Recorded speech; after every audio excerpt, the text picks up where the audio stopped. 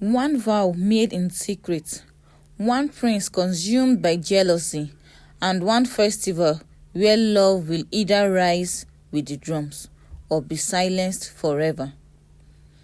The kingdom of Oyo lay bathed in golden sunlight. Its red earth walls rose high, guarding the bustling courtyards, the palace towers, and the markets that rang with trade.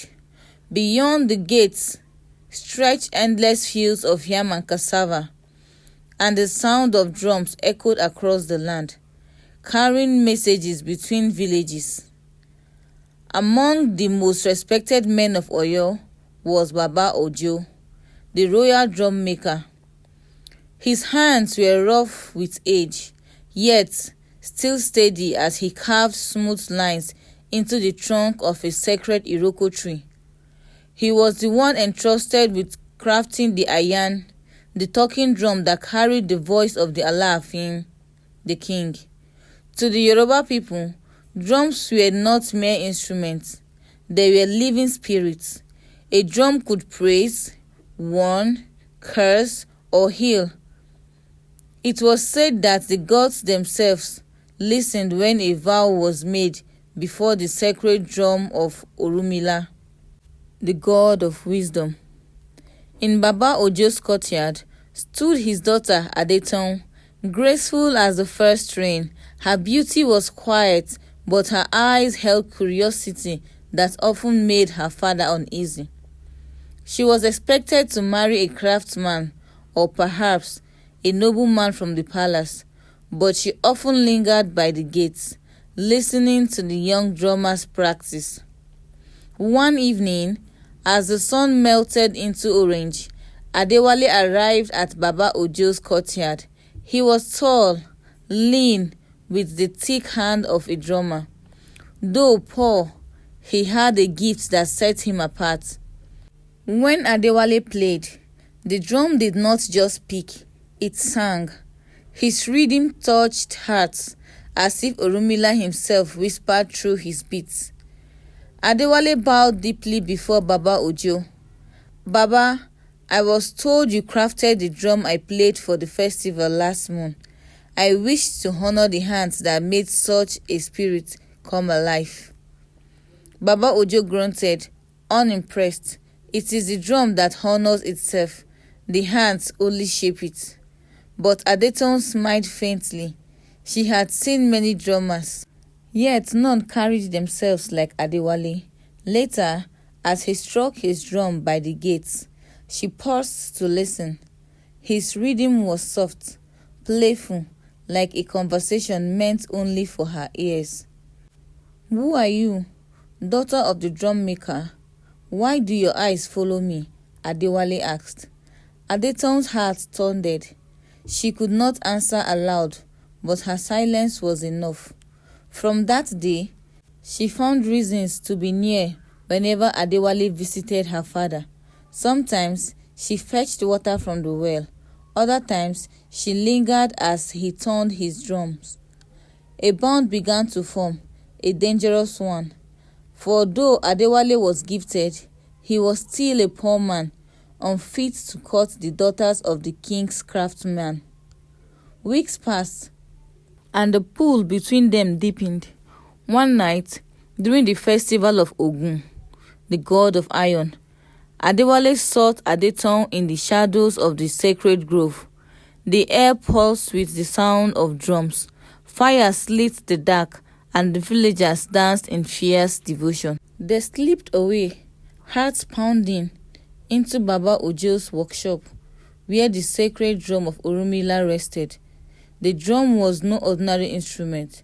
It was the drum before which kings swore oaths, before which warriors promised loyalty, before which lies could not survive. Adewale looked at Adeton, his voice trembling. Adeton, in a town where your hand is promised to another, I cannot steal you. But before this drum, I will vow my heart belongs to you, in this life and beyond. Adeton's breath caught. She touched the drum, its polished skin, cool beneath her palm. Then let the gods hear me too. I vow, Adewale, that no man will claim me while your heart beats for me, Adeton vowed. They clasped hands, trembling as the night wind stirred. The drums seemed to hum softly, as if alive. But in Yoruba tradition, vows before Orunmila were not mere words. They bound the soul. To break such a vow was to invite wrath, famine, sickness, or even worse. As they parted that night, neither fully grasped what they had done. But the drum had heard, and the gods do not forget. Yet not all was hidden. Unseen in the courtyard shadows, a pair of eyes had watched. Prince Oladipo, the Alaafin's only son. He had wandered from the festival, drawn by whispers of music, when he saw Adeton with the poor drummer. His pride burned. How dare she, a daughter of the king's craftsman, give her heart to a mere commoner? Oladipo's jaw tightened. Desire mingled with jealousy. Adeton would be his, not for love, but for possession. And the drummer would pay dearly. The market of Oyo was alive with colors.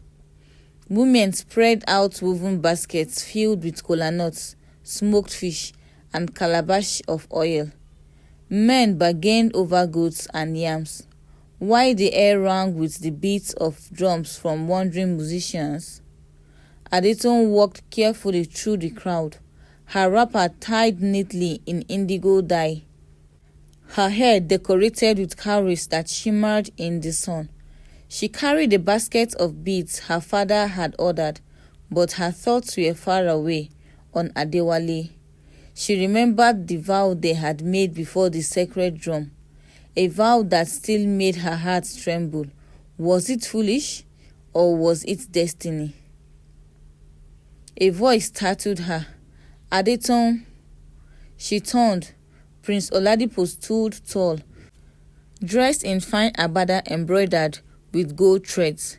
His eyes cold, but his smile practiced. The market women bent low, whispering blessings, but Adeton bowed awkwardly, her heart stolen. I have seen you, daughter of Baba Ojo, often, more often than you think, and I see a beauty wasted among drums and wood shavings. Adeton swallowed hard.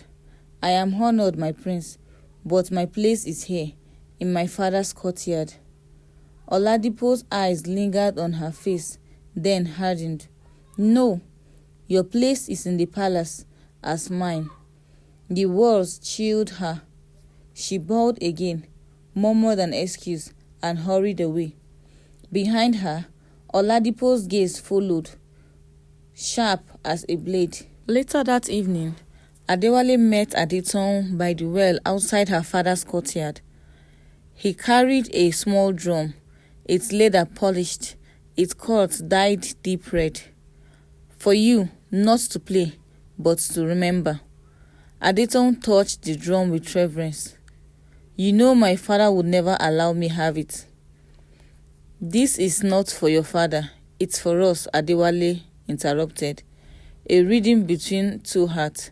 He tapped the drum lightly, and the beats carried a simple phrase. I see you, I hear you, I am yours. Adeton's eyes lit up. She pressed her hand over his, letting the rhythm linger in her chest. And I am yours, she whispered. But in the shadows, a servant slipped away unseen. He had overheard everything, and he was bound for the palace. In the grand hall of the palace, Prince Oladipo sat, fuming as the servant recounted what he had seen. The Alaafin, his father, listened quietly, his face unreadable beneath his beaded crown. A drummer, father, a low-born nobody dares to touch what is mine, Oladipo said angrily. The Alaafin stroked his beard. Do not forget yourself, Oladipo. The daughter of a craftsman is not yours to claim. The Alaafin replied. Desire is not the same as destiny. But Oladipo's fist clenched. His pride, his hunger for power burned hotter. Then I will make it destiny. She will be mine, and the drummer will vanish like dust in the harmattan, he said. The Alaafin's eyes narrowed. Be careful, my son. The drums hear more than words. They remember. But Oladipo was already plotting. The Ogun festival arrived, a day of fire, iron and sacrifice. Blacksmiths paraded with glowing tools, warriors carried sharpened spears, and the people wore red and black to honor the god of war. Drums thundered through the streets, calling dancers into frenzied movements. Marks of iron beats clashed against each other, sparks flying. Adeton watched from the edge, her father beside her, proud as his drums were played in the center of the square. But her eyes strayed constantly to Adewale, who stood among the drummers, his body moving with each strike. His rhythms were alive, bold, and irresistible. Prince Oladipo, seated on a raised stool, saw it too, saw the way Adeton's gaze followed the drummer. Rage twisted in his chest. He stood up suddenly, raising his staff. Bring the drummers here, Oladipo ordered. The crowd quieted. The drummers froze, exchanging nervous glances. Adewale stepped forward, his drum still in his hand. They say your hands make the drum speak like spirits. Tell me, commoner, can your drum also confess your sins? Oladipo asked mockingly. A murmur rippled through the crowd. Adewale bowed respectfully. My drums speak only truth, my prince, Adewale replied. Oladipo's smile was thin but dangerous. Then let it speak tonight before the kingdom, for I believe it holds secrets we must all hear, Oladipo instructed. A great silence fell as Adewale was brought before the sacred drum of Orunmila, set upon a carved stool at the center of the square. The people drew close, sensing something grave. The Alaafin himself stood, his beaded crown glittering under torchlight. The sacred drum does not lie. Whoever strikes it, strikes truth. Let us see what truth it carries tonight, Alaafin said. Adewale's chest tightened. He glanced at Adeton, her face pale, terrified. He knew what Oladipo wanted. He wanted the vow revealed.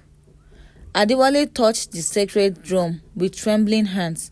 Slowly, he began to play. The rhythms came soft, then louder, echoing through the square like a heartbeat. The words were clear to those who understood drum language. A vow was made, a love declared, a promise bound before the gods. The crowd gasped. Women covered their mouths. Men shook their heads. A vow of love before the sacred drum was no small matter. It was binding and dangerous. Oladipo's smile widened. And who is the woman of this vow? He asked. Silence stretched. Adeton's knee weakened. But Adewale's hand did not falter. He struck the drum again, firm, unyielding. Her name is Adeton, daughter of Ojo, the drum maker. The crowd erupted. Shock, whispers, judgment. Baba Ojo staggered back, his face streaking. Prince Oladipo's voice thundered.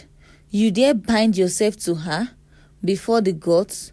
You shame her family? You insult the throne. The Alaafin raised his hands, silencing the uproar. His eyes burned into Adewale. Do you understand what you have done? Drummer, a vow before Orunmila cannot be broken without blood. Adewale bowed his head. I understand, my king, but I would rather die with truth than live with silence. Gasps spread again. Adeton's tears fell, her hands trembling, and Oladipo, his fury was a storm, for if the vow held, Adetong could never truly be his unless the vow is broken. That night, after the vow was revealed, Baba Ojo sat in his courtyard, his hands trembling as he polished a half-finished drum. The moonlight made his grey hair shine like silver threads. His apprentices sat silently, their eyes avoiding him. The weight of shame had settled over the household like a heavy cloud. Adetong entered quietly, her face streaked with tears. "Baba," Adetong called softly. But before she could speak, her father slammed his hand against the drum, the sound sharp as thunder. "Do you know what you have done? You bound yourself before Orunmila, before the whole kingdom. You brought shame to this family, Adetong," he asked furiously. Her lips trembled. "Baba, it was love." "Love? Love does not feed a household," he said, cutting her off. "Love does not protect a name. You think the Alaafin will forgive this? You think Prince Oladipo will stay silent? No, this vow will be our ruin." Adetong sank to her knees, weeping. But Baba Ojo turned away, his face like carved stone. At the palace, Prince Oladipo paced his chamber like a caged lion. His robe of silk could not hide his rage. His gold ornament felt like chains. He stared at the reflection in his polished bronze mirror. Oladipo said to himself, "A drummer boy steals from me, a drummer, and my father allows it because of a vow." His trusted guard entered, bowing low. "My prince, the people whisper of the vow. Some say the gods will punish you if you take her by force." Oladipo's eyes darkened. "Then I will not take her by force. I will take her by law. If the drummer breaks or dies, the vow will break with him." The guard hesitated. "And if the gods hear?" Oladipo replied, sneering, "Let the gods thunder. I am the son of Alaafin. I will not bow to a drummer." The next morning, Adewale was summoned to the square under pretense of honor. Drummers and villagers gathered, thinking he would be celebrated, but instead, palace guards surrounded him. The lead guard raised his staff. By order of Prince Oladipo, Adewale the drummer is accused of daring to bind himself unlawfully to the daughter of Baba Ojo. He will answer before the council. The crowd gasped. Women protested. Men muttered angrily, but the guards dragged Adewale away in chains. Adetong pushed through the crowd, her wrapper loosened in panic, screaming, "No, leave him. He did nothing wrong." But a guard shoved her back. Adewale's eyes met hers, steady and calm, despite the chains. "Adetong, do not fear," Adewale shouted. "The drum will speak for us again." The words echoed in her chest as he was taken. Inside the palace hall, carved pillars rose high, and mats of red and black were spread on the floor. The council of elders, with white chalk lines across their foreheads, sat in judgment. The Alaafin entered, his crown heavy with beads. His presence silenced the hall. "Adewale, son of no noble house, you have dared to make a vow that binds not only yourself, but the daughter of a craftsman. Do you know the weight of such deviance?" one elder asked. Adewale bowed low. "I know, and I do not deny it." Another elder asked, "You mock tradition, you spit on the throne." But Adewale lifted his head, his eyes clear. "No, elders, I honor tradition. I spoke truth before Orumila's drum. Is truth now a crime?" he asked. A murmur rippled through the hall. The Alaafin raised his staff. "Enough! The vow stands. But a vow must have the blessing of family and throne. Without it, it brings imbalance. For this reason, Adewale, you shall be held until the gods themselves show their judgment. Oladipo's lips curled into a smirk. The trap was closing. The palace dungeon was damp and cold, lit only by flickering oil lamps. Adewale sat in chains, his drum confiscated, yet in the silence, he tapped rhythm with his fingers against the stone. Rhythms of love, rhythms of hope. He whispered to himself, "They can chain my hands, but they cannot chain the drum within me." Above him, the guard listening through the bars shook his head.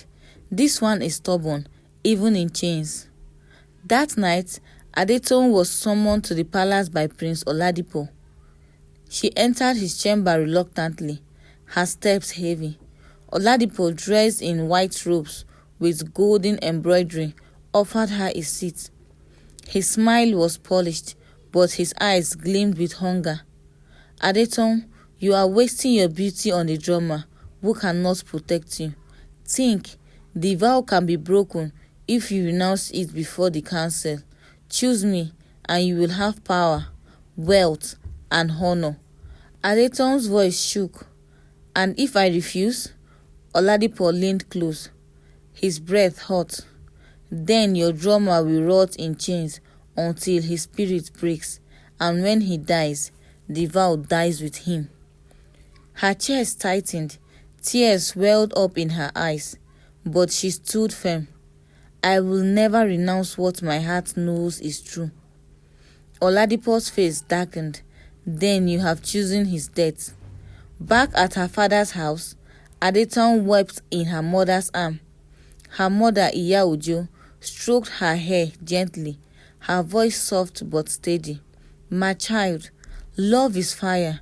It warms, but it also burns. You must be wise. A prince's shadow is long, and he will not stop until he has what he wants." Crying said, "Mama, what do I do? If I betray Adewale, I betray myself. If I stand with him, he may die." Iya Ojo sighed, her face lined with sorrow. "Then pray, Adeton.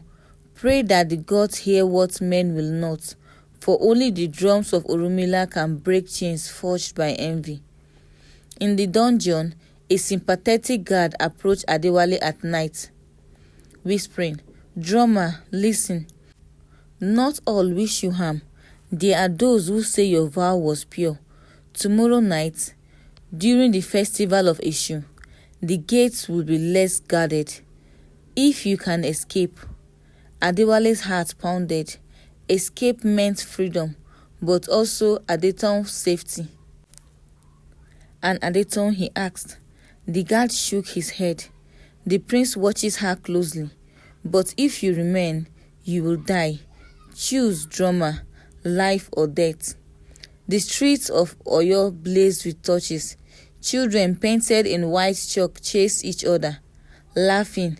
Masqueraders in bright raffia costume spun in dazzling cycles.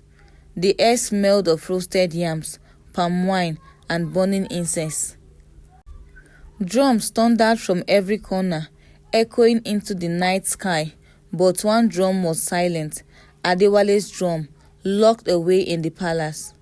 From her place among the women, Adeton wore a gele tied high.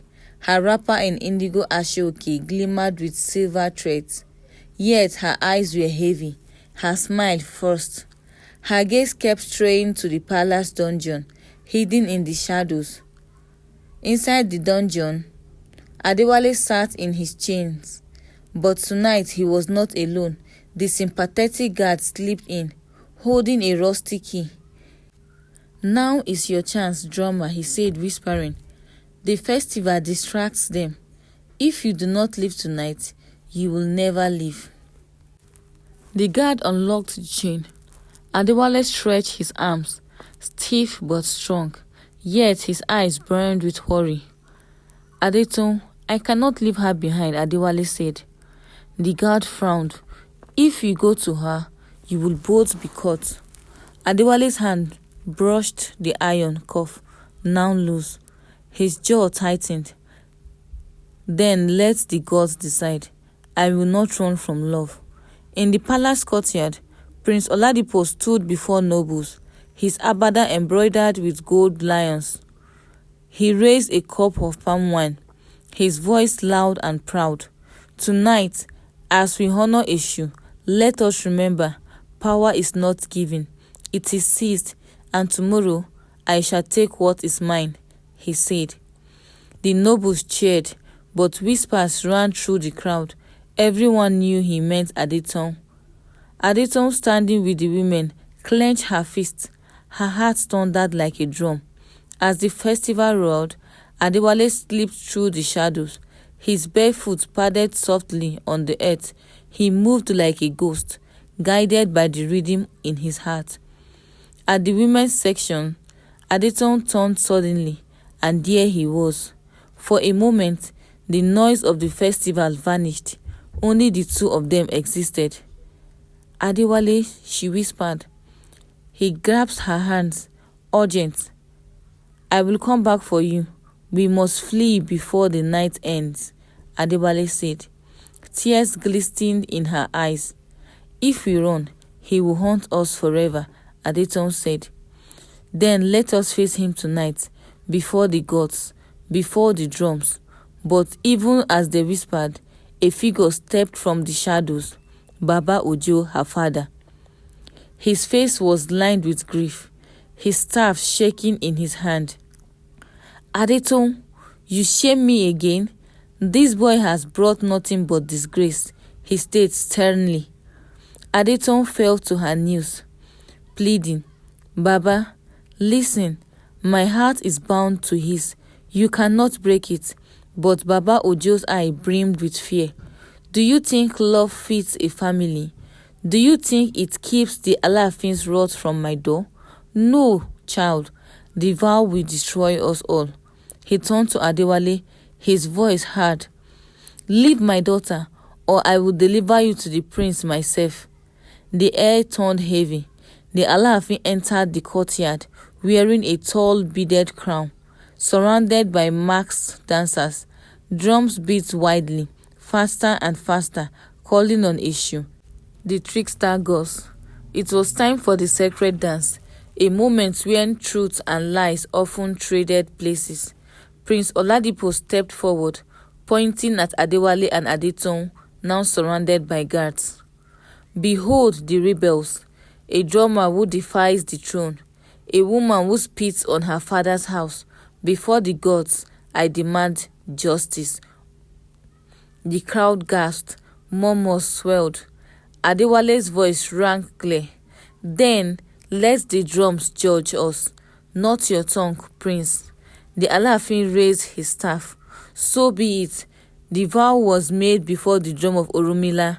Tonight, the drum will speak again. If the vow was pure, the gods will protect them. If false, Eshu will claim their lives. The courtyard erupted in shouts. The sacred drum, tall and painted with ancient carvings, was carried to the center. Torches flickered, casting shadows across its surface. Adewale stepped forward. He placed his hands on the drum, his palms trembling. Then he began to play. Boom, boom, boom. The rhythm rose, deep and powerful, waving through the night. His chains rattled like part of the song. Adeton stepped beside him, her voice lifting in chants, singing words of love and truth. The two of them, drum and song, became one. The crowd hushed. Even the masqueraders froze, the sacred drum glowing faintly, as though the gods themselves listened. But Oladipo, furious, grabbed a spear from a guard. No drum will decide my fate, he said, shouting. I will end this now. He charged toward Adewale. Suddenly, thunder split the sky. The earth shook. The sacred drum boomed by itself, louder than any man's hand. The spear shattered in Oladipo's grip, sending him sprawling on the ground. Gasps filled the air. An elder pointed. The gods have spoken. The vow is truth. To break it is death. Oladipo's eye widened with horror. His body convulsed. He fell lifeless before the drum. The people wailed, some in fear, some in awe. The Alaafin stood, his voice trembling. Eshu has judged. The vow stands. Let none challenge it again. He turned to Adewale and Adeton. You are bound by truth. You are bound by the gods. Let your love be your strength, and may it not bring sorrow upon this land. Adeton wept into Adewale's arms. Baba Ojo, shaking, fell to his knees. Perhaps, the God sees what a father cannot. The crowd erupted in drumming and singing, voices raising like thunder. Later, in the quiet after the storm, Adewale sat with Adeton beneath the moonlight. His drum rested beside him, glowing faintly as if still alive. The drum saved us, Adeton said, smiling faintly. No, Adeton, love did. He struck the drum once, a single deep boom that rolled into the night, and with that, their vow was sealed forever.